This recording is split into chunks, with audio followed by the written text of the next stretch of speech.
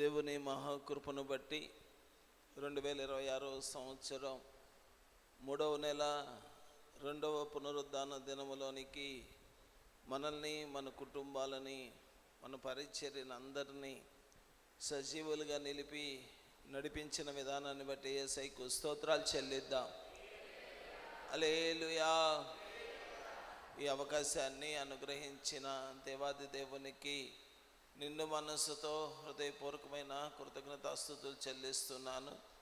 అదేవిధంగా నన్ను ఈ స్థానంలో నిలబెట్టుటలో ప్రధాన పాత్ర పోషించి పరమనకు వెళ్ళిన దైవజనులకు కూడా నా హృదయపూర్వకమైన వందనాలు తెలియచేస్తూ, ఈ సమయాన్ని ఇచ్చిన సహవాసపు దైవజనురాలికి కూడా నా హృదయపూర్వకమైన వందనాలు తెలియచేస్తూ, కూడి వచ్చిన ప్రతి ఒక్కరికి ప్రభువైన యేసుక్రీస్తు నామములో వందన శుభం తెలియచేస్తున్నాను.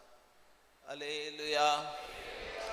ప్రాముఖ్యంగా ఈరోజు ప్రపంచమంతటా మహిళా దినోత్సవాన్ని జరుపుకుంటున్నారు.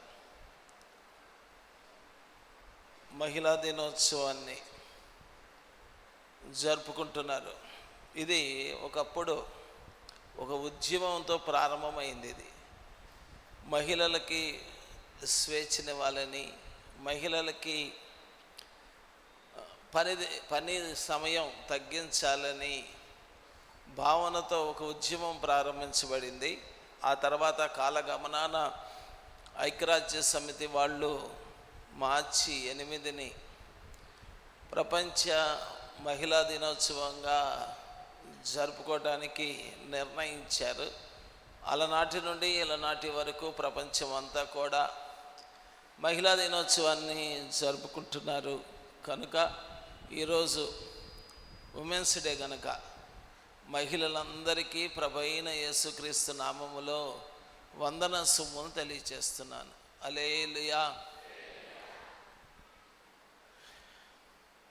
దేవుడు మరొక సంవత్సరం అంతా మిమ్మల్ని అందరినీ దేవుడు కనుపాప వలె కాపాడి ప్రతి విషయంలో సమాధానాన్ని, సంతోషాన్ని, ఆనందాన్ని, ఆరోగ్యాన్ని, ఆశీర్వాదాన్ని నిండారులుగా దేవుడు ప్రతి ఒక్కరికి అనుగ్రహించును గాక.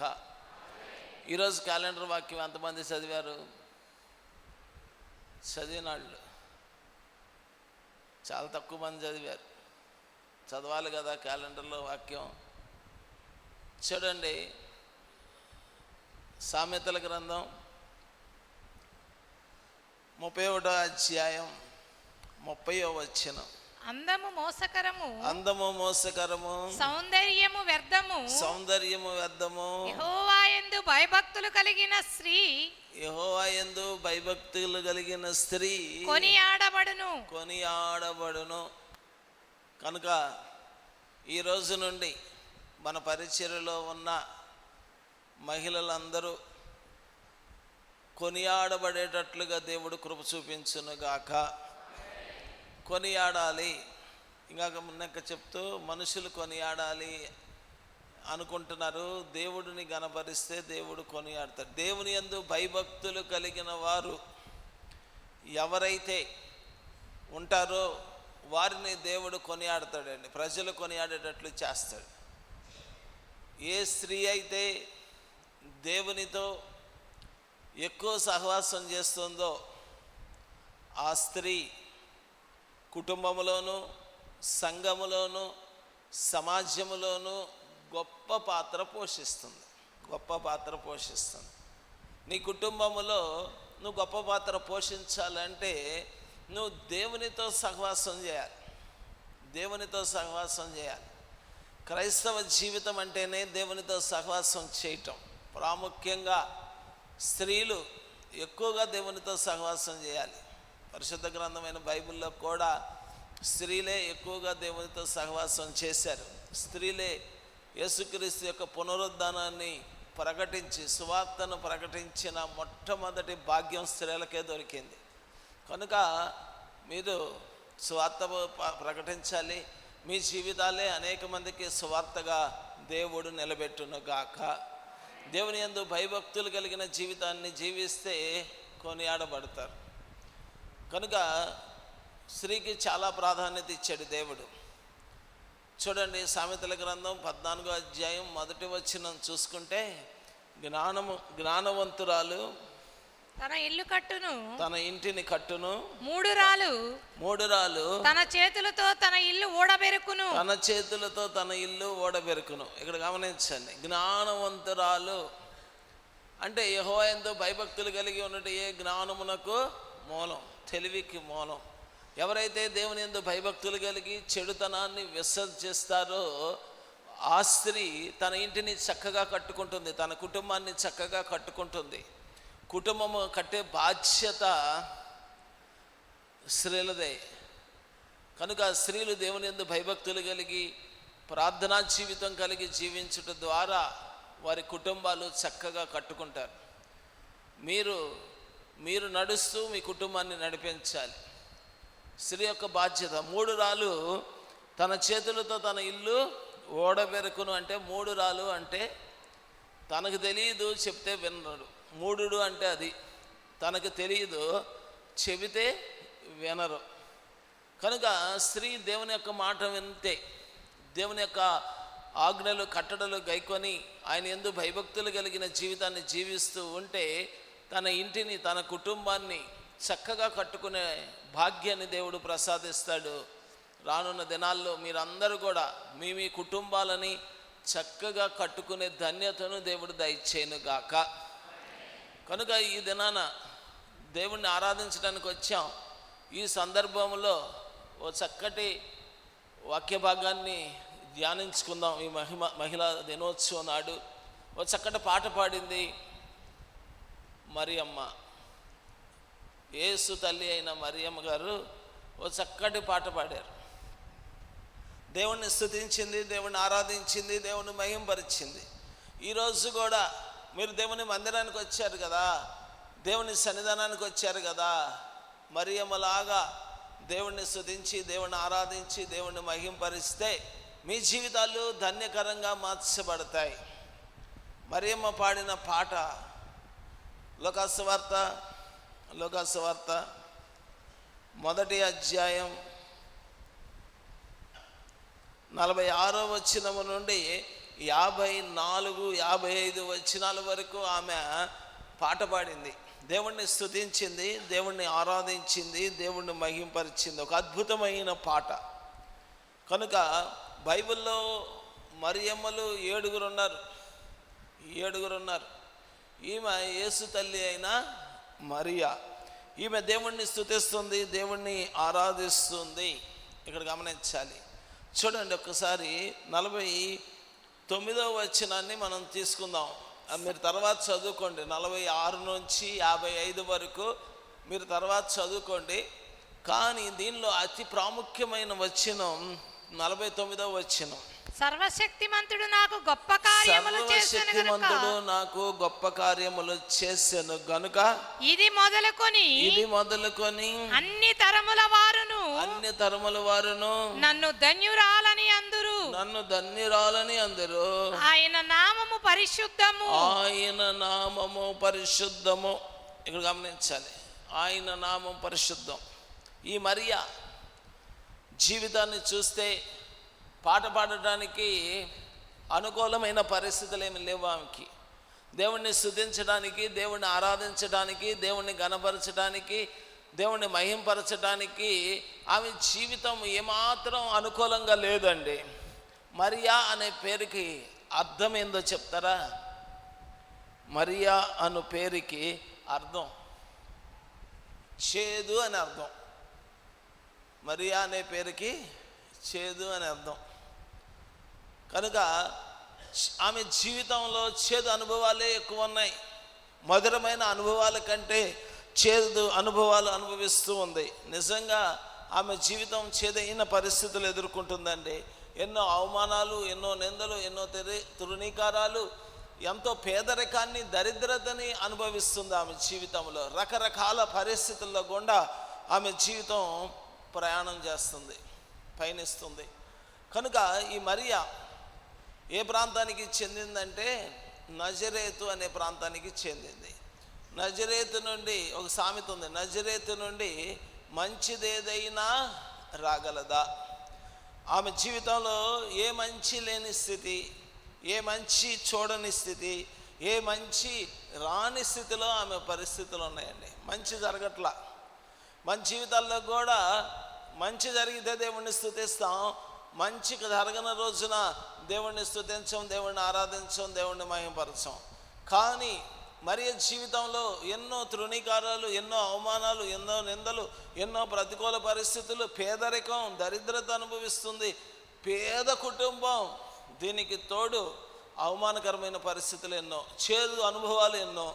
అయినప్పటికీ మానక దేవుణ్ణి స్తుతిస్తుందండి. దేవుని యందు భయభక్తులు కలిగిన స్త్రీ, దేవుని చేత ఏర్పరచుకున్న స్త్రీ అండి.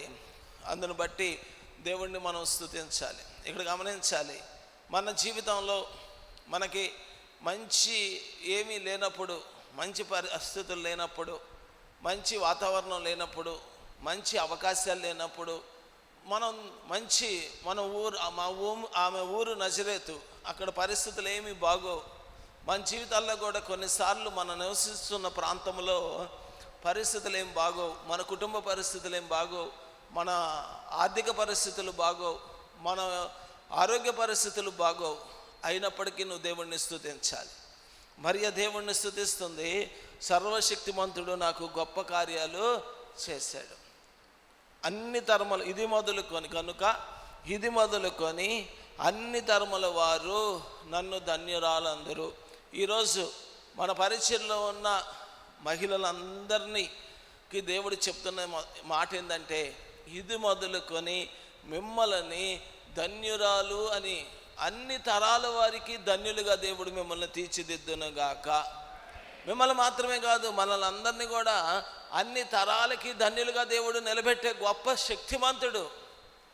ఆయన గొప్ప శక్తిమంతుడు కనుక విలువలేని ఆమె జీవితంలో దేవుణ్ణి స్తుతించుట ద్వారా అన్ని తరాలకి ధన్యురాలుగా చేయబడిందండి.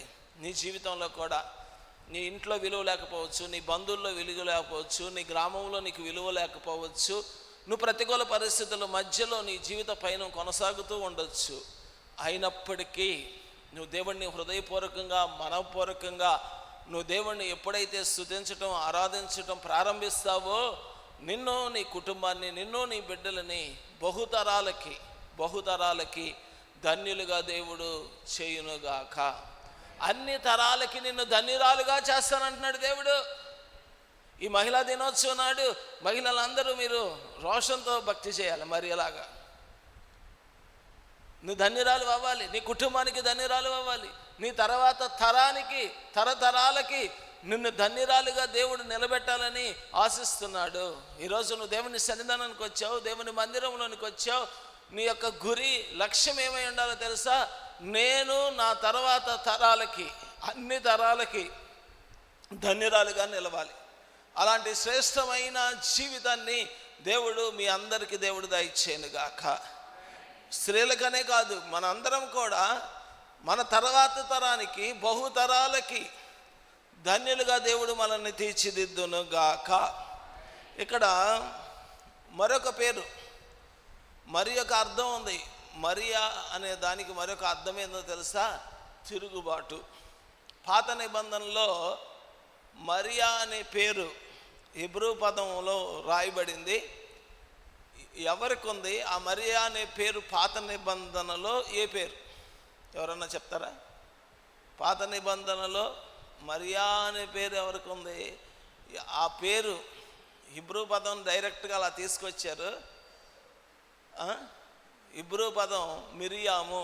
పాత నిబంధనలో మేరీ అనే పదానికి సమనామం మిరియాము హిబ్రూ పదం అయితే, మేరీ అనేది తెలుగు పదం. మరియమ్మ అనేది తెలుగు పదం, మేరీ అనేది ఇంగ్లీష్ పదం.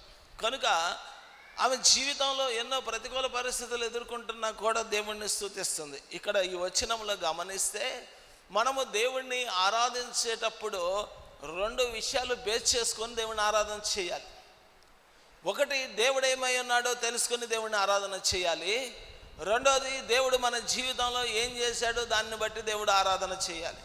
ఈ రెండు అసలు నిజమైన ఆరాధన ఇదే. దేవుడు ఏమై ఉన్నాడో తెలుసుకొని అందును బట్టి నువ్వు దేవుణ్ణి స్తుతించి ఆరాధించాలి. అదే నిజమైన ఆరాధన. రెండోది, ఆయన నీ జీవితంలో ఏం చేశాడో దానిని బట్టి నువ్వు దేవుణ్ణి స్తుతించి ఆరాధించాలి. మరి అదే చేస్తుంది, దేవుణ్ణి స్తుతిస్తుంది. దేవుడు ఏమై ఉన్నాడో చెప్తుంది, దేవుడు ఏం చేశాడో చెప్తుంది. ఇక్కడ చూడండి, దేవుడు ఏమై ఉన్నాడు అంటుంది, ఆయన నామము పరిశుద్ధము, ఆయన నామము పరిశుద్ధము. కనుక నిజమైన ఆరాధన ఏంటంటే నువ్వు దేవుడిని కొనియాడటం, దేవుడిని మహింపరచటం, దేవుడు ఎలాంటి వాడు, దేవుడిని తెలుసుకొని దేవుడిని ఆరాధించటం చేయాలి.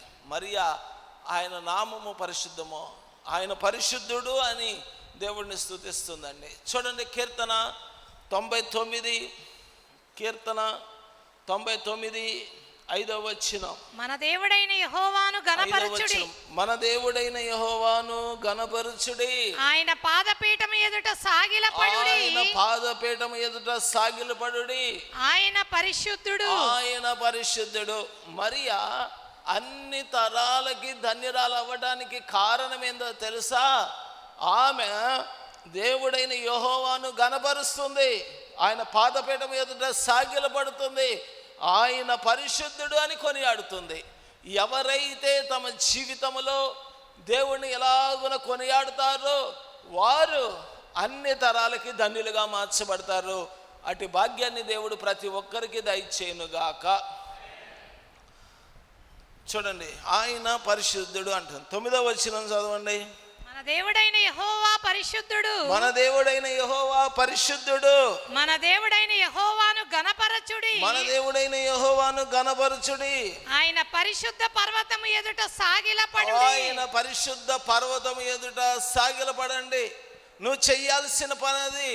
ఈరోజు ప్రతి ఒక్కరు కూడా చెయ్యాల్సిన పని ఏందో తెలుసా? దేవుడిని గణపరచాలి. నన్ను గణపరచు వారిని నేను గణపరుస్తా. నువ్వు దేవుని మందిరానికి వచ్చింది ఎందుకు?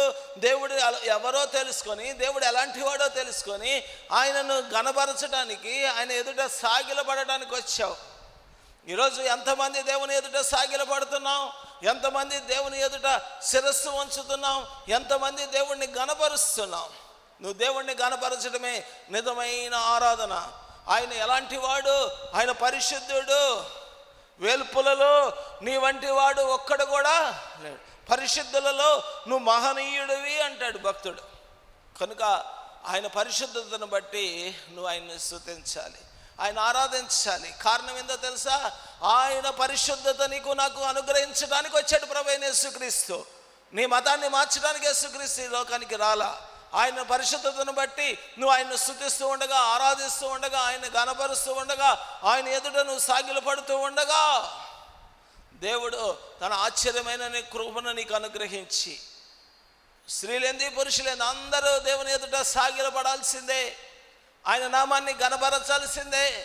ఎవరైతే ఆయనను గణపరుస్తారో, ఎవరైతే ఆయన ఎదుట సాగిలపడతారో వారి జీవితాలను దేవుడు ధన్యకరంగా మారుస్తాడు. అన్ని తరాలకి ధన్యురాలుగా మిమ్మల్ని దేవుడు చేయునుగాక. మమ్మల్ని కూడా బహుతరాలకి ధన్యులుగా దేవుడు చేస్తాడండి. ఎవరైతే ఆయన ఎదుట సాగిలపడి ఆయన ఆరాధించి, ఆయన సేవించి, ఆయన మహింపరుస్తారో వారి జీవితాలు అన్ని తరాలకి ధన్యంకరంగా దేవుడు మార్చునుగాక. కనుక ఆయన పరిశుద్ధుడు. మన దేవుడు ఏమై ఉన్నాడు? పరిశుద్ధుడై ఉన్నాడు. అందును బట్టి ఆయనని ఆరాధించాలి. దోతలు మానక దేవుణ్ణి స్తుతిస్తున్నాయి, దేవుణ్ణి ఆరాధిస్తున్నాయి. చూడండి ఒకసారి ప్రకటన గ్రంథం 4వ అధ్యాయం 8వ వచనం. ప్రకటన గ్రంథం 4వ అధ్యాయం 8వ వచనం. ఈ నాలుగు జీవులలో ప్రతి జీవికి 6 రెక్కలుండెను, ప్రతి జీవికి 6 రెక్కలుండెను, అవి చుట్టూను రెక్కల లోపటను కన్నులతో నిండి ఉన్నవి. అవి భూత వర్తమాన భవిష్యత్ కాలములలో ఉండు, భూత వర్తమాన భవిష్యత్ కాలములో ఉండు సర్వాధికారియు దేవుడునగు ప్రభువు, సర్వాధికారియు దేవుడునగు ప్రభువు, పరిశుద్ధుడు పరిశుద్ధుడు పరిశుద్ధుడు పరిశుద్ధుడు పరిశుద్ధుడు పరిశుద్ధుడు అని మానక రాత్రింబగళ్ళు చెప్పుచుండును. అని మానక రాత్రింబగళ్ళు చెప్పుచుండెను. ఇక్కడ గమనించాలి, దేవుడు ఎలాంటి వాడు? సర్వాధికారి. ఏమండి, భూత భవిష్యత్ వర్తమాన కాలములలో ఉండువాడు, సర్వాధికారి, పరిశుద్ధుడు. సర్వాధికారి అయిన దేవుడు, నువ్వు ఆ దేవుడిని ఆరాధించడానికి వచ్చావు. పరిశుద్ధుడైన దేవుడిని ఆరాధించడానికి వచ్చావు. దేవదూతలే మానక రాత్రింబగళ్ళు దేవుడిని ఆరాధిస్తున్నాయి. నువ్వు ఆదివారం రావడానికే చాలా కష్టం. వచ్చిన 10 నిమిషాలు దేవుడిని స్తుతించడం చాలా కష్టం, దేవుడిని ఆరాధించడం చాలా కష్టం, దేవుడిని మహిమపరచడం చాలా కష్టం. కారణం ఎందుకు ఆయనని హృదయపూర్వకంగా మనపూర్వకంగా ఆరాధించలేకపోతున్నామంటే ఆయనను నువ్వు తెలుసుకోవట్లా సరైన రీతిలో. దేవుడిని సరైన రీతిలో నువ్వు తెలుసుకున్నప్పుడు, ఆయన ఎవరో తెలిసినప్పుడు ఆయన ఆరాధించకుండా ఉండలేవు. వర్తమాన భూత భవిష్యత్ కాలాల్లో ఆయన దేవుడు, సదాకాలము దేవుడు, సర్వాధికారి అయిన దేవుడు. ఆయన ఆరాధించాలి. పరిశుద్ధుడు పరిశుద్ధుడని కొనియాడుతున్నారు. ఈరోజు నువ్వు దేవుని సన్నిధానానికి వచ్చిన నీవు గ్రహించవలసిన విషయం ఏంటంటే, ఆయన సదాకాలము సర్వాధికారి అయిన దేవుడు, ఆయన పరిశుద్ధుడైన దేవుడని నువ్వు ఆయన్ని స్తుతించాలి, ఆయన ఆరాధించాలి. మానక దేవుణ్ణి స్తుతిస్తున్నాయంట, రాత్రి పగళ్ళు దేవుణ్ణి స్తుతిస్తున్నాయి. నువ్వు ఒక ఆదివారం వచ్చేసి ఎంతో కష్టపడిపోయాను, ఈరోజు దేవుని సన్నిధానానికి వస్తున్నాను అనుకుంటున్నావు. లేకపోతే ఉపవాస ప్రార్థనకు వచ్చేసి నేను ఎంతో కష్టపడిపోయాను అనుకుంటావు. కానీ రాత్రి పగళ్ళు దేవుణ్ణి స్తుతిస్తున్నాయి. ఇక్కడ గమనించండి, దేవదూతల్లో 9 జాతులు ఉన్నాయి. ప్రాముఖ్యంగా సెరూపులు కెరూబులు. సెరూపులు కెరూబులు. కెరూబులకి సెరూపులకి వ్యత్యాసం ఏంది? సెరూపులకి ఎన్ని రెక్కలు ఉంటాయి, కెరూబులకి ఎన్ని రెక్కలు ఉంటాయి? సెరూపులకి 6 రెక్కలు ఉంటాయి, కెరూబులకి 2 రెక్కలు ఉంటాయి. చూడండి, సెరూపులు ఏం చేస్తాయి తెలుసా? యెషయా గ్రంథం 6వ అధ్యాయం 1-3 వచనాలు చదువుకుంటే అక్కడ సెరూపులను గురించి వివరంగా రాస్తాడు. యెషయా గ్రంథం 6వ అధ్యాయం 1-3 వచనాలు. రాజైన ఉజ్జియా మృతి నొందిన సంవత్సరమున అత్యున్నతమైన సింహాసనమునందు ప్రభువు ఆసీనుడై ఉండగా. చూడండి, ప్రభువు ఆసీనుడై ఉన్నాడు. ప్రభు ఎప్పుడు ఉండేవాడు, సదాకాలం ఉండేవాడు. ఆయన సింహాసనాసీనుడు, ఆయన సర్వాధికారి అయిన దేవుడు, సర్వ సృష్టికర్త, సర్వశక్తిమంతుడు. ఆయనను నువ్వు ఎరిగి ఆయన ఆరాధించాలి. ఆయన ఎరగకుండా నువ్వేం ఆరాధన చేస్తా?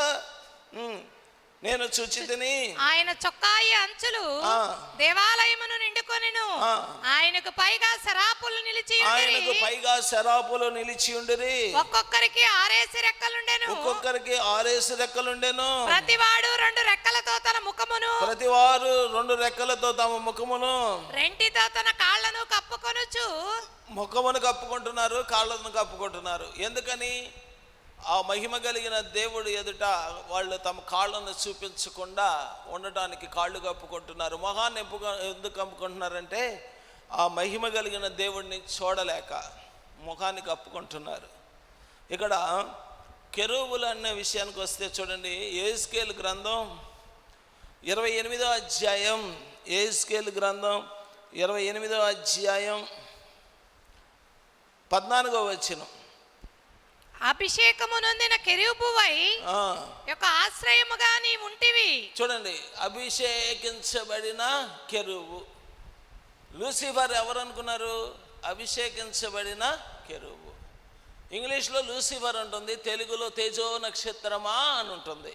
కనుక సెరూపులు కానీ, కెరూబులు కానీ, దేవదూతలు కానీ, కోట్లాది దేవదూతలు కానీ, 24 పెద్దలు కానీ, 4 జీవులు కానీ పరలోకములో దేవుడు ఏమై ఉన్నాడో దానిని బట్టి ఆరాధిస్తున్నారు.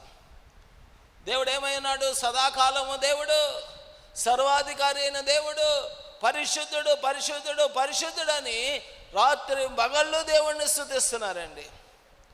కనుక మనము ఆయన రెక్కలతో ముఖాన్ని ఎందుకు కప్పు, ఆయన సమీపింపరాని తేజస్సులో నివసించేవాడు.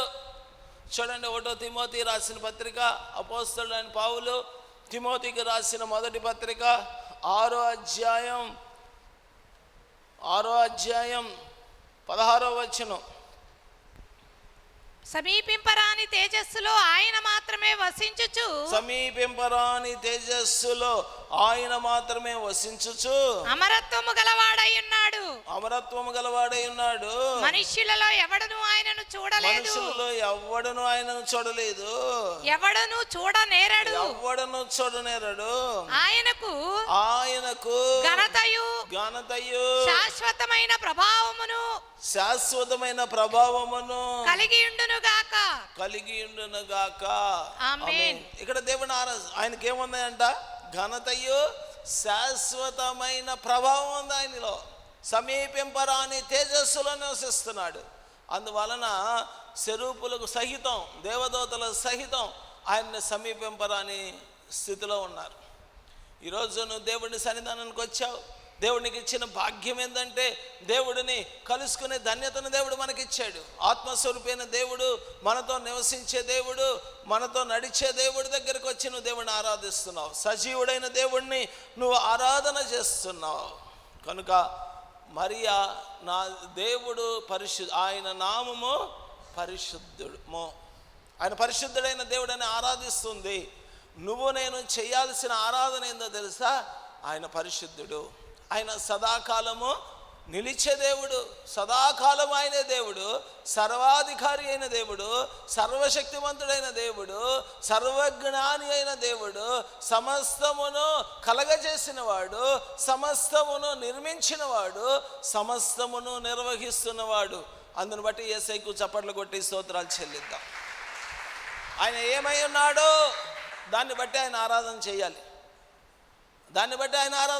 నువ్వు ఎలా ఆరాధన చేస్తున్నావు? నీ గుండెల్లో అనునిత్యము చేయాల్సిన ఆరాధన ఏందో తెలుసా? నీ దేవుడు ఎలాంటి వాడో తెలుసుకొని ఆయన ఆరాధన చేయటమే మన కర్తవ్యం. అట్టి భాగ్యాన్ని దేవుడు మనకు దయచేయనుగాక. కనుక ఆ పాటలు ఏ పాట రాసినా దేవుణ్ణి మహింపరుస్తూ రాస్తాం. కానీ నీ గుండెల్లో ఏముండాలంటే ఆయన ఎలాంటి దేవుడు? ఆయన పరిశుద్ధుడైన దేవుడు, సదాకాలము నిలిచి దేవుడు, సర్వాధికారి అయిన దేవుడని నువ్వు ఆయన్ని స్తుతించాలి. ఇక మరి ఆ రెండవ ఆరాధన చేస్తుంది. ఆరాధనలు 2 రకాలని చెప్పే కదా. దేవుడు ఏమై ఉన్నాడో తెలుసుకుని దేవుడిని ఆరాధించటం. రెండవది, దేవుడు నీకేం చేశాడో దానిని బట్టి ఆయన ఆరాధించాలి. ఇక్కడ మరియమ్మ గారు 2 ఆరాధన చేస్తుంది. 2 ఆరాధన ఏందో తెలుసా? సర్వశక్తిమంతుడు నాకు గొప్ప కార్యాలు చేశాడు.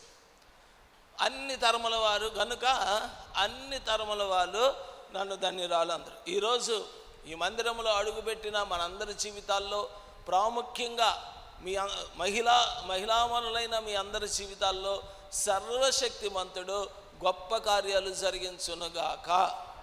తద్వారా మీ జీవితాలు ధన్యకరంగా మార్చబడునుగాక. తరతరాలకి ధన్యులుగా దేవుడు మిమ్మల్ని తీర్చిదిద్దునుగాక. ఎందుకు? ఏం చేశాడు ఆమెకి? సర్వశక్తిమంతుడు ఆమెకి గొప్ప కార్యాలు చేశాడని అనుకుంటాం కదా. ఎప్పుడైనా ధ్యానించావా? ఆమెకి ఏం చేశాడు గొప్ప కార్యం? మొట్టమొదటిది ఏంటంటే ఆమెను ఎన్నుకున్నాడు, ఆమెను ఏర్పరచుకున్నాడు. ఆమెను ఏర్పరచుకున్నాడు. ఎప్పుడు ఎన్నుకున్నాడు? ఎప్పుడు ఏర్పరచుకున్నాడు? చెప్పాలి. మరియను ఎప్పుడు ఏర్పరచుకున్నాడు? ఎప్పుడు ఏర్పరచుకున్నాడండి? దాదాపుగా 4000 సంవత్సరాల క్రితం మరియను ఏర్పరచుకున్నాడు. 4000 సంవత్సరాల క్రితం మరియను ఏర్పరచుకున్నాడు. యేసుకు జన్మనిచ్చే తల్లిగా దేవుడు అనాది కాలంలోనే ఏర్పరచుకున్నాడు. ఆదికాండం 3వ అధ్యాయం 15వ వచనంలోనే మరియను దేవుడు ఏర్పరచుకున్నాడు. చూడండి ఒకసారి, ఆదికాండం 3వ అధ్యాయం 15వ వచనం. మరియు నీకును స్త్రీకిని నీ సంతానమునకును ఆ. ఆమె సంతానమునకును ఆ. వైరము కలగజేసెదను. ఆ. అది నిన్ను తల మీద కొట్టును, ఆ. నీవు దానిని మడమ మీద కొట్టుదు అని స్త్రీ చెప్పాను. సంతానము, ఇక్కడ గమనించండి, స్త్రీ సంతానము. స్త్రీ సంతానంగా పుట్టినవాడు ప్రభైన యేసు ఒక్కడు తప్ప ఈ భూమి మీద ఈ విశ్వంలో ఎవ్వరూ లేరు. అందరూ పురుష సంతానమే. అందరూ ఎలాంటి వారండి? పురుష సంతానమే. 4000 సంవత్సరాల క్రితం ప్రవచనం అది. అప్పుడే దేవుడు మరియమ్మని ఎన్నుకున్నాడు. చూడండి, గలతీయులకు రాసిన పత్రిక 4వ అధ్యాయం 4వ వచనం. గలతీయులకు రాసిన పత్రిక అపోస్తలుడైన పౌలు గలతీయులకు రాస్తూ 4వ అధ్యాయం 4వ వచనములో, అయితే కాలము పరిపూర్ణమైనప్పుడు దేవుడు తన కుమారుని పంపెను. ఆయన స్త్రీ అందు పుట్టి. ఎవరి యందు పుట్టాడండి? స్త్రీ యందు. పురుషుని ప్రమేయం లేకుండా పుట్టిన ఏకైక వ్యక్తి ప్రభువైన యేసుక్రీస్తు. ఎందుకో పుట్టాడంటే మనల్ని దత్తపుత్రులుగా చేయటానికి. దేవునికి మనము యేసుక్రీస్తు ఎలాగున కుమారుడో, సొంత కుమారుడో, మనం కూడా దత్తపుత్రికలం, దేవుని పిల్లలం మనం. అందుకు వచ్చాడు యేసుక్రీస్తు లోకానికి. నీ మతాన్ని మార్చడానికి రాలేదు, దత్తపుత్రులుగా మనల్ని చేయడానికి వచ్చాడండి. దత్తపుత్రికలుగా నిన్ను చేయడానికి వచ్చాడు. తన బిడ్డలుగా దత్తత తీసుకోవడానికి ప్రభువైన యేసుక్రీస్తు పరము నుండి ఈ లోకానికి వచ్చాడు. స్త్రీ సంతానంగా పుట్టాడు. ఇది 4000 సంవత్సరాల క్రితం మరియమ్మను గురించి చెప్పిన ప్రవచనం. ఈరోజు ఆమె కాదు. ఈరోజు దేవుని సన్నిధానంలో ఉండి మనల్ని ఆయన ఆరాధిస్తున్నామంటే, ఆయన్ని స్తుతిస్తున్నామంటే మనల్ని కూడా ఏర్పరచుకున్నాడు. మనల్ని కూడా ఎన్నుకున్నాడు. ఎప్పుడు ఏర్పరచుకున్నాడు? ఎప్పుడు ఎన్నుకున్నాడు? మరియమ్మ గారిని 4000 సంవత్సరాల నాడు ఏర్పరచుకున్నాడు. మనం పుట్టిన తర్వాత ఏర్పరచుకున్నాడు అనుకుంటాం మనం. అవునా? ఎప్పుడు ఏర్పరచుకున్నాడు నిన్ను? జగత్తు పునాది వేయబడక మునిపే నిన్ను నన్ను ఏర్పరచుకొని ఆయన సన్నిధిలో ఉంచి ఆయన స్తుతించడానికి, ఆరాధించడానికి, ఆయన మహిమపరచడానికి ఆయన రక్షణ భాగ్యాన్ని ఇచ్చాడు మనకి. మనల్ని ఎప్పుడు ఏర్పరచుకున్నాడు దేవుడు? జగత్తు పునాది వేయబడక మునిపే ఏర్పరచుకున్నాడంట మనల్ని. చూడండి, అపోస్తలుడైన పౌలు ఎఫెసీయులకు రాస్తూ ఈ మాట స్పష్టంగా చెప్తాడు. ఎఫెసీయులకు రాసిన పత్రిక 1వ అధ్యాయం 6వ వచనం. ఎట్లనగా చదవండి అక్కడ నుంచి. ఎట్లనగా తన ప్రియుని యందు తాను ఉచితముగా మనకు అనుగ్రహించిన తన కృపా మహిమకు కీర్తి కలుగునట్లు తన చిత్త ప్రకారమైన దయా సంకల్పము చొప్పున యేసుక్రీస్తు ద్వారా తనకు కుమారులుగా స్వీకరించుటకై మనలను ముందుగా తన కోసము నిర్ణయించుకొని మనము తన ఎదుట పరిశుద్ధులమును నిర్దోషమై ఉండవలెనని జగత్తు పునాది వేయబడక మునిపే ప్రేమ చేత ఆయన క్రీస్తులో మనల్ని ఏర్పరచుకున్నాడు. ఎప్పుడు ఏర్పరచుకున్నాడు? ఎందుకు ఏర్పరచుకున్నాడు? తన కుమారులుగా స్వీకరించుటకై ఆయన ఎదుట పరిశుద్ధులముగాను నిర్దోషులుగాను ఉండవలనని. అందుకే ఏర్పరచుకున్నాడు. ఈరోజు దేవుడు నిన్ను వెతికి రక్షించింది ఎందుకు? జగత్తు పునాది వేయబడక మునిపే నిర్ణయించుకున్నాడు, ఏర్పరచుకున్నాడు మనల్ని. అందుని బట్టి నువ్వు దేవుడిని ఆరాధించాలి, స్తుతించాలి. మరియా తన్ను ఎన్నుకున్నందుకు, తన్ను ఏర్పరచుకున్నందుకు, తన్ను నిర్ణయించినందుకు ఎంతో సంతోషించి దేవుడిని స్తుతిస్తుందండి. ఈరోజు మరియనే కాదు, నిన్ను కూడా ఏర్పరచుకున్నాడు, నిన్ను కూడా నిర్ణయించుకున్నాడు. తన కుమార్తెలుగా ఉండాలని దేవుడు నిర్ణయించుకున్నాడు. జగత్తు పునాది వేయబడక మునిపే మనల్ని ఏర్పరచుకున్నాడండి. అందును బట్టి నువ్వు దేవుడిని ఆరాధించాలి. నీకు తెలివి ఉందని, జ్ఞానం ఉందని, ధనం ఉందని, ఐశ్వర్యం ఉందని, భోగభాగ్యాలు ఉన్నాయని ఏర్పరచుకోవాలా? తన దయా సంకల్పం చొప్పున దేవుడు నిన్ను నన్ను ఏర్పరచుకున్నాడు. అందును బట్టి మనం దేవుణ్ణి స్తుతించి ఆరాధించాలి. జగత్తు పునాది వేయబడక మునిపే, ఎన్ని వేల సంవత్సరాల క్రితమో దేవుడు మనల్ని ఏర్పరచుకున్నాడు.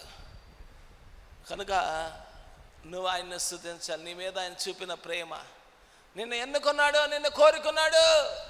నువ్వు అందుని బట్టి నువ్వు దేవుణ్ణి ఆరాధిస్తున్నావా? దేవుణ్ణి సర్వశక్తిమంతుడికి చేసిన నీకు గొప్ప కార్యం ఏందో తెలుసా? నీకు ఐశ్వర్యం లేదు, ధనమేం లేదు, భోగభాగ్యాలు లేదు అనుకొని నిరాశతో ఉండి దేవుడిని సరిగా ఆరాధించవు. ఆయన చేసిన గొప్ప కార్యం ఏందో తెలుసా? నిన్ను తన కుమారుడిగా, నిన్ను తన కుమార్తెగా నిర్ణయించుకొని జగత్తు పునాది వేయబడక మునిపే నిన్ను ఏర్పరచుకున్నాడు. కనుక ఈరోజు ఆయన సన్నిధానంలో చేరి నువ్వు ఆయన స్తుతించి ఆరాధిస్తున్నావు. నువ్వు మనపూర్వకంగా ఆయన ఆరాధించాలి. లోకంలో ఎందరికో లేని భాగ్యాన్ని దేవుడు నీకు ఇచ్చాడు. మరియమ్మ ఆ కాలంలో కన్యకలు ఎందరో యేసు వారిలో పుడితే బాగుండని ఎదురు చూశారు. యేసుకు తల్లి అయితే బాగుండని ఎదురు చూశారు. కానీ ఆ భాగ్యము మరియమ్మ గారికి ఒక్కడికే దొరికింది. ఈరోజు లోకంలో ఎందరో నిజ దేవుడి దగ్గరికి రాలేకపోతున్నారు, సదాకాలం నుంచే దేవుడి దగ్గరికి రాలేకపోతున్నారు, సజీవుడైన దేవుడి దగ్గరికి రాలేకపోతున్నారు, సర్వాధికారి అయిన దేవుడి దగ్గరికి రాలేకపోతున్నారు, సర్వశక్తివంతుడైన దేవుడి దగ్గరికి రాలేకపోతున్నారు. కారణం ఏందో తెలుసా? వారికి ఆ భాగ్యం లేదు. నీకు ఆ భాగ్యాన్ని ఇచ్చాడు దేవుడు. జగత్తు పునాది వేయబడక మునిపే, తల్లి గర్భంలో రూపించబడక మునుపు కాదు, జగత్తు పునాది, భూమికి పునాది వేయబడక మునిపే దేవుడు మనల్ని కోరుకొని ఏర్పరచుకున్న విధానాన్ని బట్టి నువ్వు నేను దేవుణ్ణి స్తుతించి ఆరాధించాలి. మరియమ్మ అందుకు తన్ను కోరుకున్నందుకు, తన్ను ఏర్పరచుకున్నందుకు దేవుణ్ణి స్తుతిస్తుంది. నువ్వు కూడా, నేను కూడా, మనందరము కూడా దేవుడు మనల్ని నిర్ణయించుకొని ఏర్పరచుకొని కోరుకున్న విధానాన్ని బట్టి ఆయన స్తుతించి ఆరాధించు. ఎందుకు కోరుకున్నాడు? దత్తపుత్రులుగా, దత్తపుత్రికలుగా, ఆయన కుమారులుగా దేవుడు మనల్ని, కుమార్తెలుగా దేవుడు మనల్ని ఏర్పరచుకుంటున్నాడు. అందుని బట్టి నువ్వు ఎంత స్తుతించినా రుణస్తుడివే, ఎంత స్తుతించినా రుణస్తుడివే. సృష్టికర్త అయిన దేవునికి పిల్లలం. జగత్తు పునాది వేయబడక మునిపే మనల్ని కోరుకున్న గొప్ప దేవుడే అండి. అందుని బట్టి నువ్వు ఆయన ఆరాధిస్తే, ఆయన స్తుతిస్తే, ఆయన మహిమపరిస్తే నీ జీవితాన్ని ఎలా మారుస్తాడో తెలుసా? అన్ని తరాలకి ధన్యురాలుగాను ధన్యుడిగా చేస్తాడు. అట్టి భాగ్యాన్ని దేవుడు మనందరికీ అనుగ్రహించునుగాక. ఇక రెండోది ఎందుకు ఆమె ధన్యురాలు అంటుంది? ఎందుకు ఆమె ధన్యులు, అన్ని తరాలు నన్ను ధన్యురాలు అని అంటుంది? ఎందుకు ఆమె సర్వశక్తిమంతుడు నాకు గొప్ప కార్యాలు చేశాడని అంటుంది? ఏంది ఆమె జీవితంలో చేసిన గొప్ప కార్యం ఏంటంటే, లోకాసువార్త మొదటి అధ్యాయం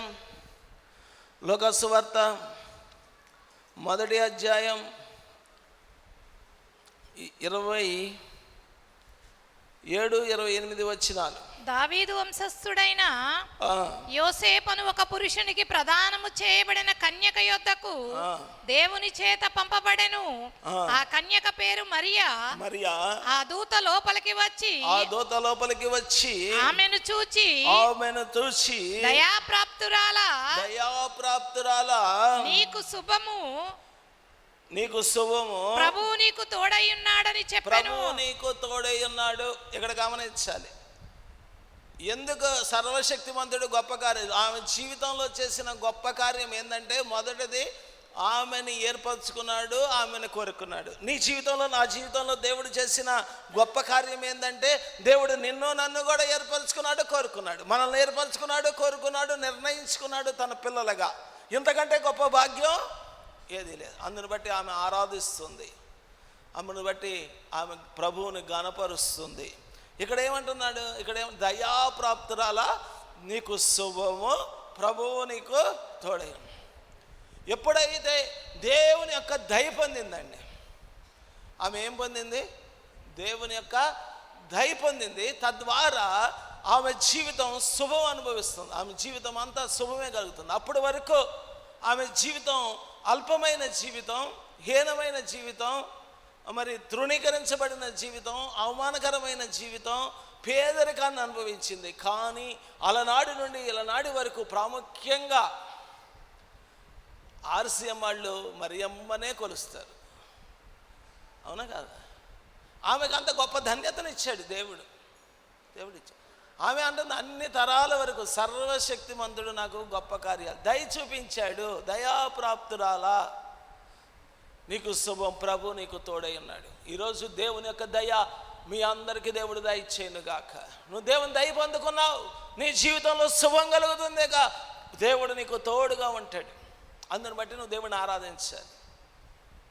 నిన్ను ఎన్నుకోవటం మాత్రమే కాదు, నిన్ను కోరుకోవటం మాత్రమే కాదు, నీకు ఆయన దయ చూపిస్తూ నీ జీవితంలో శుభం కలగ చేయడానికి ఆయన ఎల్లవేళలా నీకు తోడుగా ఉండును గాక. ఆయన దయ చూపిస్తున్నాడు మన పట్ల కూడా. ఆయన దయ చూపించి మన పాపములన్నీ క్షమించి ఇక ఎన్నడూ జ్ఞాపకం చేసుకోకుండా మనల్ని మన జీవితాలకి శుభం కలగ చేస్తూ మనకి తోడుగా ఉంటున్నాడు యేసయ్య. అందుని బట్టి నువ్వు దేవుణ్ణి స్తుతించి ఆరాధించాలి. అపోస్తలుడైన పౌలు హెబ్రీయులకు రాసిన పత్రిక 8వ అధ్యాయం 12వ వచనం, నేను వారి దోషముల విషయమై దయ కలిగి వారి పాపములను ఇకను ఎన్నడను జ్ఞాపకము చేసుకొననని ప్రభువు సెలవిచ్చుచున్నాడు. ఏమండి, నేను వారి దోషముల విషయమై దయ కలిగి, నీ పట్ల ఏం దయ చూపించాడో తెలుసా? నీ దోషముల విషయమే దయ చూపించాడు. అంటే నీ దోషాలన్నీ క్షమించి ఇక అన్నడు జ్ఞాపకం చేసుకొని అంటున్నాడు. పాప క్షమాపణ కలగజేశాడు దేవుడు. నీ పాపాన్ని జ్ఞాపకం చేసుకోడు అంటున్నాడు. ఈ క్షమాపణ విలువ గనక నువ్వు గుర్తిస్తే దేవుడిని ఆరాధించకుండా సేవించకుండా ఉండలేం. యేసుక్రీస్తుని ఒక పరసైడు తన ఇంటికి పిలిచాడు. ఒక పాపాత్మురాలైన స్త్రీ అక్కడికి వచ్చింది. చూడండి ఆ మాటలు, మత్తయి లూకాసు వార్త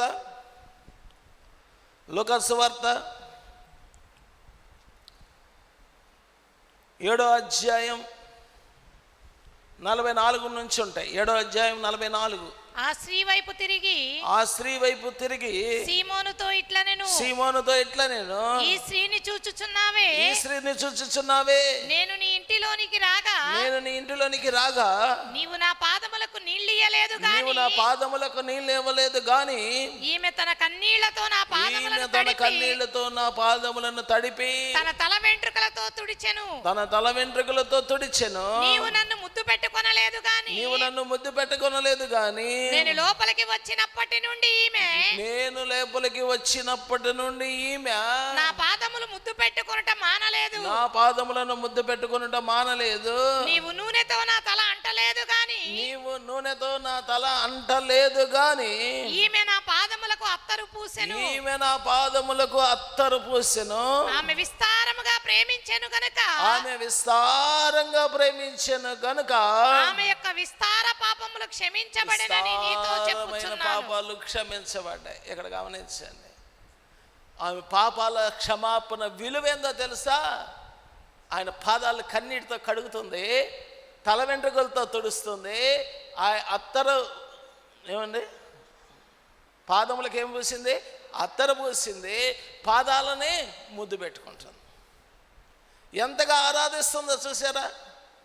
నువ్వు దేవుడు నీ జీవితంలో పాపాలు క్షమించాడు కదా. ఈ లోకంలో ఎవ్వరూ నీ పాపాలు క్షమించడు కదా. యేసు ఒక్కడే కదా మన పాపములు క్షమించడానికి పరలోకము నుండి ఈ లోకానికి దిగి వచ్చింది. క్షమాపణ విలువ తెలిస్తే నువ్వు దేవుని కోసం దేనినైనా చేయడానికి సిద్ధంగా ఉంటావు. దేవుని కోసం దేనినైనా ఇవ్వడానికి సిద్ధంగా ఉంటావు. దేవుణ్ణి ప్రేమించడానికి, దేవుణ్ణి ఆరాధించడానికి, దేవుణ్ణి ముద్దు పెట్టుకోవడానికి సిద్ధంగా ఉంటావు. పాప క్షమాపణ విలువేందో తెలుసా? పాప క్షమాపణ లేకపోతే నిత్య నరకానికి వెళ్ళిపోతావు. పాప క్షమాపణ పొందితేనే పరలోక రాజ్యానికి వెళ్తావు. నువ్వు పాప క్షమాపణ పొందాలి. మీరు పాపంలో ఒకరితో ఒకరు ఒప్పుకొని మీ పాపములు క్షమించుకోండి అంటాడు. పాపాలు క్షమాపణ గల మన పాపాలు ఒప్పుకోవాలి, విడిచిపెట్టాలి, పాప క్షమాపణ పొందాలి. పాప క్షమాపణ విలువ ఎంతో తెలుసా? దానికోసం నువ్వు దేన్నైనా త్యాగం చేయాలి. కనుక ఆయన దయ చొప్పున మన పాపాలన్నీ క్షమించాడు కనుక మనం ఆయన ఆరాధించాలి, ఆయన్ని సేవించాలి, ఆయన్ని ముద్దు పెట్టుకోవాలి, ఆయన కౌగిలించుకోవాలి, ఆయన హత్తుకోవాలి, ఆయన వెంబడించాలి. ఆయన కోసం నీ జీవితాన్ని సమర్పించాలి. ఆయన కోసం నువ్వు ఏదైనా చేయగలగాలి. కారణం ఏందో తెలుసా? నా పాపములు క్షమించిన ఏకైక దేవుడు ప్రభువైన యేసుక్రీస్తు. యేసుక్రీస్తులో కనుక వచ్చింది మన మతాన్ని మార్చడానికి కాదు, కానీ మన పాపదోషములన్నీ పరిహరించి, మన అతిక్రమములను, మన అవిధేయతలను క్షమించి మనల్ని నీతిమంతులుగా చేయటానికి వచ్చాడు. యేసు రక్తం ప్రతి పాపములను కడిగి పవిత్రులుగా చేస్తుంది. అందును బట్టి నువ్వు ఆయన్ని స్తుతించి ఆరాధించాలి. మొదటిది, ఆయన నీకేం చేశాడని ఆయన్ని స్తుతించి ఆరాధించాలంటే, ఆయన నిన్ను ఎన్నుకున్నాడు, నిన్ను కోరుకున్నాడు, నిన్ను ఏర్పరచుకున్నాడు కనుక నువ్వు ఆయన్ని స్తుతించి ఆరాధించాలి. అది ఆయన ఎన్నుకోకపోతే, ఆయన కోరుకోకపోతే, ఆయన ఏర్పరచుకోకపోతే ఈరోజు నువ్వు నేను దేవుని మందిరంలో ఉండేవాళ్ళం కాదు, దేవుని సన్నిధిలో ఉండేవాళ్ళం కాదు, దేవునితో సహవాసం చేసే భాగ్యం దొరికేది కాదు. రెండోది, నీ పాపాలు క్షమించాడు, నీకు దయ చూపించాడు. ఆమె దయాప్రాప్తురాలు, దయ పొందింది, దేవుని దయ. ఆమె కాదు, ఈరోజు మనం కూడా దేవుని యొక్క దయ చొప్పున మన పాపములన్నీ క్షమించబడ్డాయి. ఆ దయ ఏం చేసిందో తెలుసా? ఇక మన పాపములు ఎన్నడూ జ్ఞాపకం చేసుకోకుండా చేశాయి. మన పాపములన్నిటినీ దేవుడు సముద్రాగాధములో పడవేశాడు. అందును బట్టి నువ్వు దేవుణ్ణి స్తుతించి ఆరాధించాలి. ఇక మూడోది చూద్దామా? 30వ వచనం, లోకసువార్త 1వ అధ్యాయం 30వ వచనం. ఈ శుభవచనం ఏమిటో అని ఆలోచించుకొనుచుండగా దూత మరియా భయపడకుము, దేవుని వలన నీవు కృప పొందితివి. దేవుని వలన కృప పొందావు, దయచేత క్షమాపణ పొందాం. ఇప్పుడు దేవుని వలన కృప పొందాం. చూడండి, 47వ వచనం కూడా చదవండి. ఇదే అధ్యాయం 47వ వచనం. ఆయన తన దాసురాలి దీనస్థితిని కటాక్షించాడు. 50వ వచనం. ఆయనకు భయపడు వారి మీద ఆయన కనికరము తరతరములు ఉండును. ఇక్కడ గమనించండి, నువ్వు దేవుని యందు భయభక్తులు కలిగి జీవిస్తే దేవుని యొక్క కనికరం తరతరాలు ఉంటుంది, దేవుని యొక్క కటాక్షం తరతరాలు ఉంటుంది, దేవుని యొక్క కృపను నిండారులుగా పొందుకుంటాం. అటు ధన్యత దేవుడు దయచేయునుగాక. దేవుని యొక్క ప్రేమను చూపిస్తున్నాడు ఇక్కడ. దేవుని యొక్క ప్రేమని మరియమ్మకే కాదు, దేవుని యొక్క ప్రేమను చూపిస్తుంది. ఇక్కడ చేరిన మన అందరికీ కూడా తన ప్రేమను చూపిస్తున్నాడు. ఈ దీనులమైన మనలని దేవుడు కటాక్షించి ధన్యులుగా చేస్తున్నాడు. అందుని బట్టి యేసయ్యకు చప్పట్లు కొట్టి స్తోత్రాలు చెల్లిద్దాం. నాయనా తండ్రి అని పిలుచుటకు యోగ్యత అర్హత లేని మనలని ఆయన పిల్లలుగా చేసుకున్నాడు.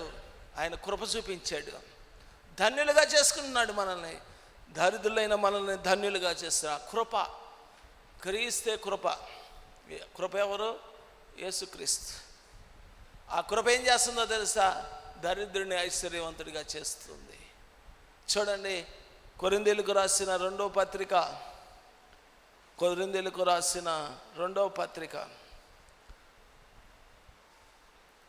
8వ అధ్యాయం 9వ వచనం. మీరు మన ప్రభువైన యేసుక్రీస్తు కృపను ఎరుగుదురు కదా. మన ప్రభువైన యేసుక్రీస్తు కృపను ఎరుగుదురు కదా. ఆయన ధనవంతుడై ఉండి మీరు తన దారిద్ర్యము వలన ధనవంతులు కావాలనని మీ నిమిత్తము దరిద్రుడాయను. దరిద్రులని ధనవంతులుగా చేసేది దేవుని కృప. ఈరోజు యేసుని కలిగి ఉండడమే గొప్ప భాగ్యం అండి. యేసే కృప. యేసుని కలిగిన భూలోకము ఆయన కృపతో నింపబడింది. ప్రతి ఉదయమున నీ కృపతో మమ్మల్ని తృప్తిపరచు. దేవుడు అహంకారాన్ని ఎదిరించి దీనులకి కృప అనుగ్రహిస్తాడు. నువ్వు అహంకారంగా ఉంటే కృప దొరకదు నీకు. గర్వంగా ప్రవర్తిస్తే కృప దొరకదు. దేవుని కృప కావాలి అంటే నువ్వు దీనుడిగానే ఉండాలి. నువ్వు దీనుడిగా ఉంటే అమ్మో అందరూ నన్ను హేళనగా చూస్తారు, తునీకరిస్తారు, తక్కువ చేస్తారు, కాళ్ళ కిందేసి తొక్కుతారు అనుకోబాక. నువ్వు దీనుడు అయితే దేవుని కృప పొందుకుంటావు. దేవుని కృప నిన్ను ధనవంతుని చేస్తుంది, ఐశ్వర్యవంతుని చేస్తుంది, భాగ్యవంతుని చేస్తుంది. అహంకారాన్ని దేవుడు అహంకారాన్ని ఎదిరిస్తాడంట, దీనులకి కృప అనుగ్రహిస్తాడు. కనుక ఆయన కృపను పొందుకో అన్న. ఆమె దేవుని చేత ఎన్నుకోబడింది, ఏర్పరచబడింది, కోరుకున్నాడు దేవుడు ఆమెని. అందుచేత ఆమె దేవుడిని ఆరాధిస్తుంది. ఆయన జీవితంలో చేసిన గొప్ప కార్యం అది. రెండవది, ఆమె జీవితంలో దేవుడు దయ చూపించాడు. మన జీవితాల్లో కూడా దేవుడు దయ చూపించాడు. మన పాపాలన్నీ క్షమించాడు. గనుక క్షమాపణ యొక్క విలువ తెలిస్తే నువ్వు దేవుని కోసం దేనినైనా చేయడానికి సిద్ధంగా ఉంటావు. నీ పాపములు క్షమించాడు. అంతకంటే నీకు ఏం కావాలి? దేవుడు గొప్ప కార్యం ఏందో తెలుసా? నిన్ను కోరుకున్నాడు, నిన్ను ఏర్పరచుకున్నాడు. రెండవది, నీ పాపాలన్నీ క్షమించాడు. మూడవది, కృపను గ్రహించి నీ దారిద్రతనంతటిని తీసివేసి నిన్ను ధనవంతుడిగా, భాగ్యవంతుడిగా చేస్తున్నాడు. ఆయన కృపానుగ్రహిస్తున్నాడు. ఆయన కృప జీవము కంటే ఉత్తమమైనది. అప్పుడు దేవుని కృప ఏం చేస్తుందో తెలుసా? నీ జీవిత దినాలన్నీ ఉత్సహించి సంతోషించేటట్లు చేస్తుంది. అందుచేత నువ్వు దేవుణ్ణి స్తుతించి ఆరాధించాలి. ఆమె జీవితంలో సంతోషాన్ని ఇచ్చింది ఆయన కృప. నీ జీవితంలో, నా జీవితంలో కూడా గొప్ప సంతోషాన్ని, ఆధిక్యతను దేవుడు దయచేయను గాక. కనుక మొదటి 3 ఒకసారి చెప్పండి. దేవుడు ఎవరిని ఎన్నుకున్నాడు? మరియమ్మ గారిని ఎన్నుకోవటం మాత్రమే కాదు, మనల్ని కూడా ఎన్నుకున్నాడు, మనల్ని కూడా ఏర్పరచుకున్నాడు, మనల్ని కూడా ఎప్పుడు జగత్తు పునాది ఆమెను కోరుకున్నట్టే మనల్ని కోరుకున్నాడు.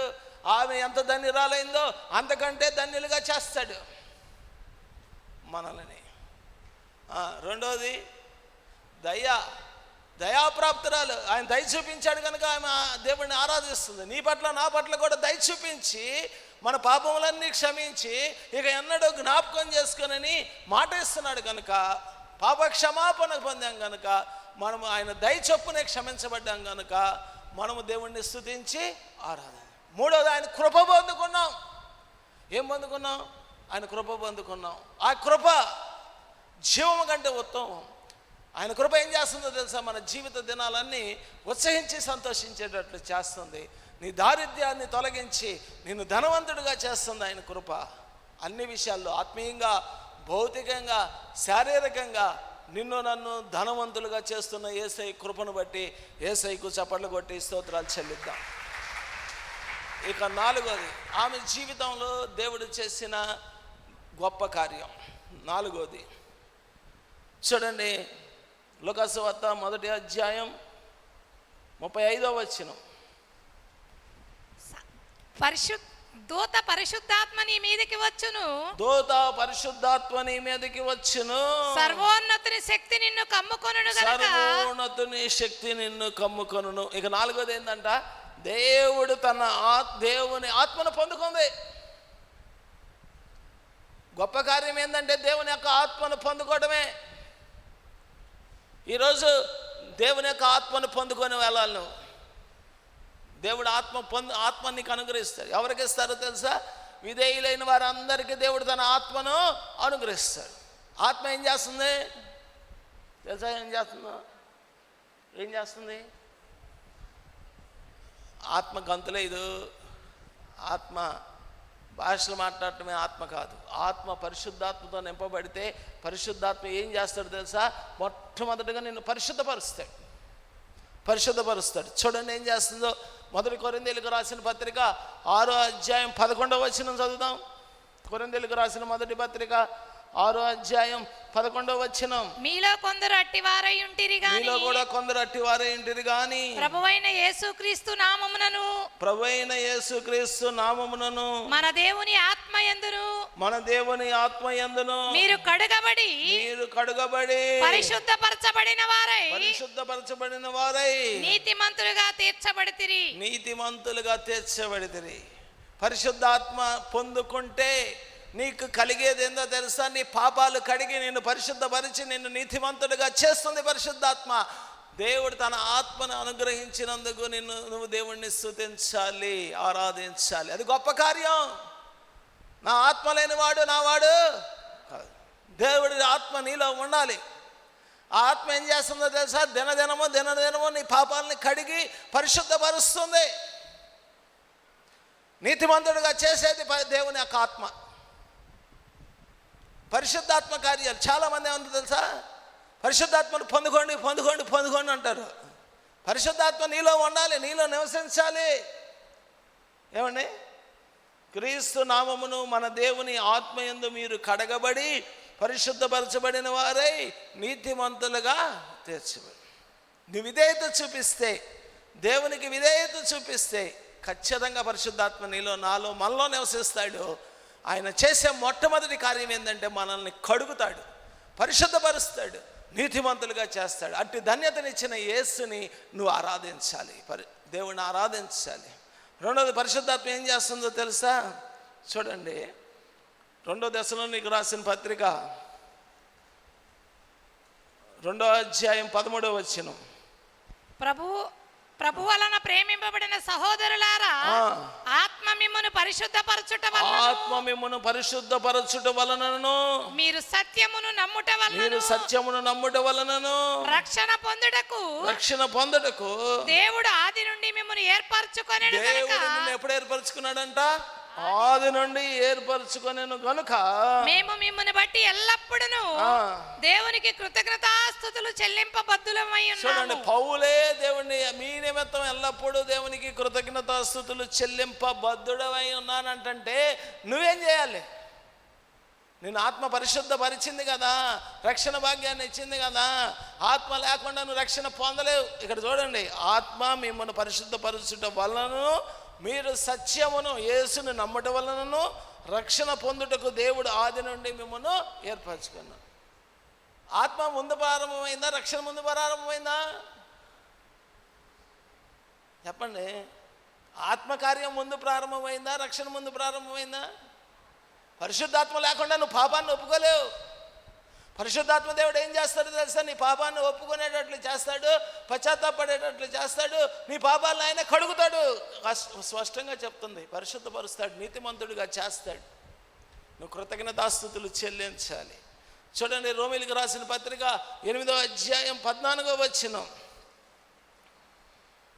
దేవుని ఆత్మ చేత ఎందరూ నడిపింపబడుదురో వారందరూ దేవుని కుమారులయ్యుందురు. చూడండి, పరిశుద్ధాత్మ ఏం చేస్తుంది? నిన్ను నడిపిస్తుంది, నువ్వు నడవలసిన మార్గం నీకు బోధిస్తుంది.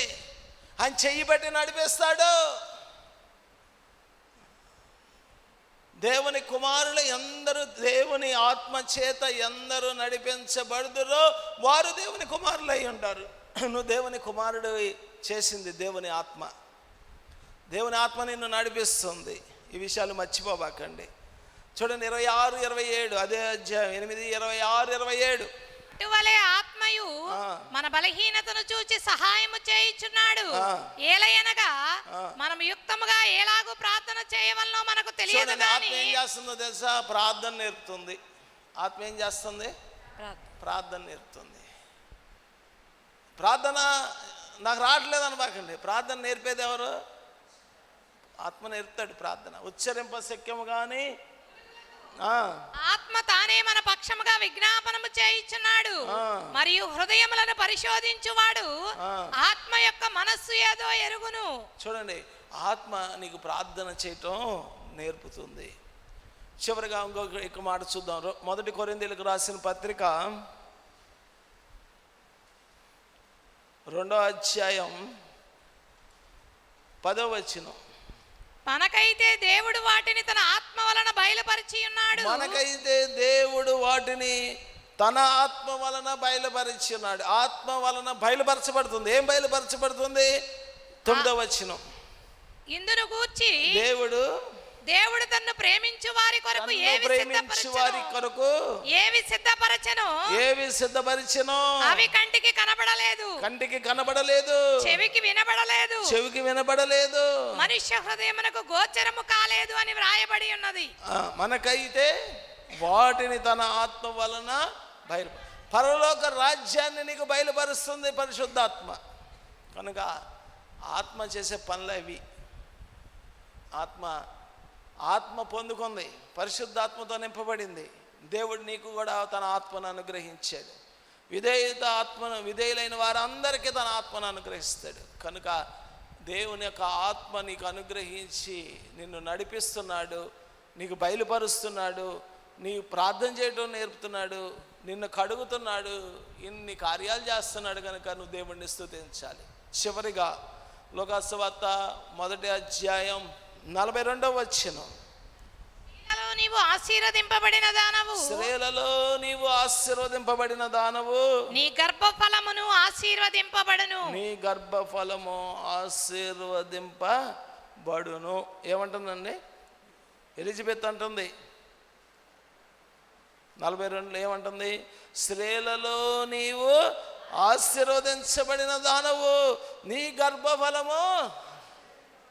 దేవుడు ఆశీర్వదించాడు ఆమెని, ఆమె గర్భఫలాన్ని ఆశీర్వదించాడు. ఈరోజు నిన్ను, నీ గర్భఫలాన్ని దేవుడు ఆశీర్వదించునుగాక. ఆమె ఎలిజబెత్ చెప్తుంది, మరియ కూడా చెప్తుంది. చూడండి 49 సర్వశక్తిమంతుడు నాకు గొప్ప కార్యములు చేసెను గనక ఇది మొదలుకొని అన్ని తరముల వారు నన్ను ధన్యురాలని. అన్ని తరముల వారు ధన్యురాలు అందరు. ధన్యురాలు అంటే ఆశీర్వదించబడింది అని. దేవుడు అన్ని తరాలకి నేను మిమ్మల్ని ధన్యురాలుగా చేయునుగాక. కనుక ఇది మొదలుకొని దేవుని యొక్క ఆశీర్వాదం మీకు, మీ పిల్లలకి, మీ సంతతికి, బహుతరాలకి దేవుడు దయచేయునుగాక. కనుక ఈ ప్రత్యేక దినాన ప్రాముఖ్యంగా ఈరోజు సర్వశక్తి కలిగిన దేవుడు మన స్త్రీలందరికీ దేవుడు గొప్ప కార్యాలు జరిగించునుగాక. బహుతరాలకి ధన్యురాలుగా, అన్ని తరాలకి ధన్యురాలుగా దేవుడు నిలబెట్టునుగాక. అంత మాత్రమే కాదు, దేవుడు ఆశీర్వదించి గొప్ప చేయునుగాక. అందుచేత ఏమంటుందో చూడండి 46 మరియ ఇట్లా నేను నా ప్రాణము ప్రభువుని గణపరచుచున్నది. నా ప్రాణము ప్రభువుని గణపరచుచున్నది. నీ ప్రాణంతో దేవుణ్ణి గణపరచాలి. దావీదు మహారాజు కూడా అంతే కృతజ్ఞతతో దేవుణ్ణి స్తుతించేవాడు. నా ప్రాణమా యెహోవాను సన్నుతించు. ఆయన చేసిన ఉపకారాల్లో ఏం ఉపకారాలు చేశాడు నీ జీవితంలో? దేవుడు నిన్ను ఎన్నుకున్నాడు, కోరుకున్నాడు, ఏర్పరచుకున్నాడు. రెండవది, దేవుడు నీకు దయ చూపించి నీ పాపాలన్నీ క్షమించాడు. మూడవది ఏం చూపించాడు? కృప చూపించి నిన్ను ధనవంతుడిని చేశాడు. నాలుగవది ఏం చూశాడు? తన ఆత్మను అనుగ్రహించి నిన్ను కడిగి పరిశుద్ధపరిచి తన బిడ్డలుగా ఆత్మచేత నడిపిస్తున్నాడు. నీకు సమస్తమును బయలుపరుస్తాడు పరిశుద్ధాత్మ దేవుడు. పరలోక రాజ్యాన్ని బయలుపరిచాడు, నీకు సిద్ధపరిచిన పరలోక రాజ్యాన్ని నీకు బయలుపరుస్తున్నాడు. చివరిగా నిన్ను ఆశీర్వదిస్తున్నాడు, నిన్ను ధన్యుడిగా చేస్తున్నాడు. ఆమె జీవితం ధన్యమైంది, ఆమె ఆశీర్వదించబడింది. అలాగున మీరందరూ ఆశీర్వదించబడుదురుగాక. మరినికి కలిగిన ఘనత, ధన్యత మీకు, మీ పిల్లలకి, మీ కుటుంబాలకి దేవుడు దయచేయునుగాక. అందరూ తలలు వంచండి, ప్రార్థన